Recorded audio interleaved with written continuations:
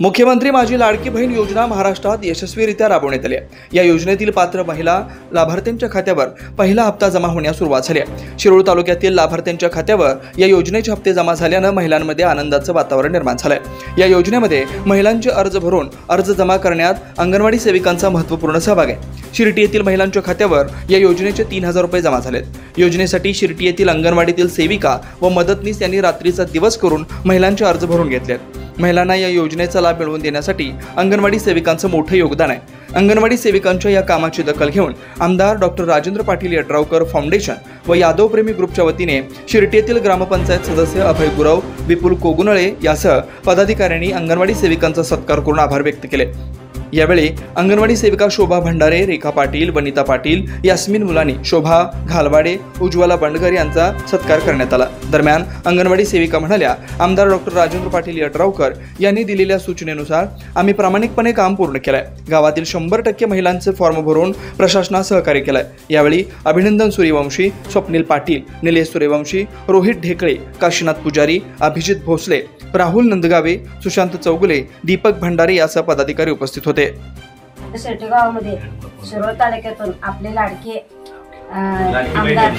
आमदार त्यांनी हे आपल्या तालुक्यामध्ये ही योजना आणली। त्या योजनेमध्ये आपल्या तालुक्याचे लाडके राजेंद्र पाटील यड्रावकर साहेब यांनी आम्हाला ज्या मीटिंग बोलवली त्यावेळेला माझ्याकडून खरं सांगायचं वचन घेतलं त्यांनी, मी संघटनेचे अध्यक्ष आहे म्हणून, मॅडम हे काम तुम्ही करू शकता काय म्हणून की त्यांना सरळ सांगितलं, सर आम्ही हे काम करू शकतो, लेख लाडकी योजनेचं हे आमच्या लाभार्थी हा लाभ पोहोचावा असं आमच्या शिरोळ तालुक्याचे लाडके आमदार यांनी असणे आपली प्रत्येक इच्छा होती की हे काम पूर्ण सेविकांनी सक्सेसफुली शिरोळ तालुक्यात पहिल्या नंबर आणावं।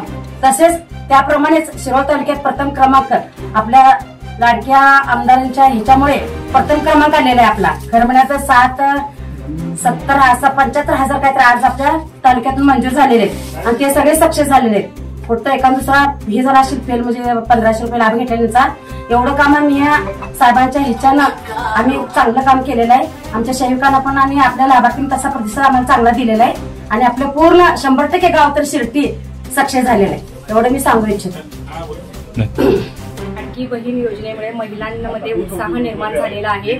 महिलांनी आता म्हणजे म्हणत आहेत की आम्ही मुख्यमंत्र्यांच्या लाडक्या बहिणी आहोत, लाडक्या बहीण आहोत म्हणून मिस्टरांना खूप चिडवत आहेत।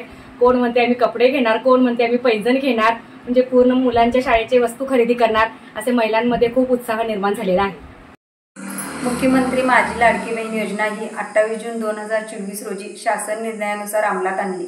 1 जुलै 2024 रोजीपासून 21 ते 65 वयोगटातील लाभार्थ्यांना लाभ देण्यास फॉर्म भरण्यास सुरुवात झाली। शिरोळ तालुक्याचे लाडके आमदार माननीय राजेंद्र पाटील यड्रावकर साहेब यांनी सर्व गाव पातळीवरील कर्मचारी, सेविका, मदतनीस, CRP, आशा यांची बैठक घेऊन ह्या योजनेचे महत्त्व समजावून सांगितले। त्यानंतर आम्ही हे फॉर्म भरण्यास तयार झालो। महाराष्ट्र राज्यातील महिला स्वावलंबी सक्षम बनवण्यासाठी, त्यांची आर्थिक परिस्थिती सुधारण्यासाठी आणि महिलांसाठी कुठंतरी कुटुंबाला हातभार लावण्यासाठी त्यांनी ही योजना सुरू केली। त्याच्यामध्ये महिन्याला 1500 रुपये जमा करण्याची त्यांनी ग्वाही दिलेली आहे आणि त्याप्रमाणेच आत्ता प्रत्येक महिलेच्या खात्यावर 1500 रुपये जमा होत आहेत।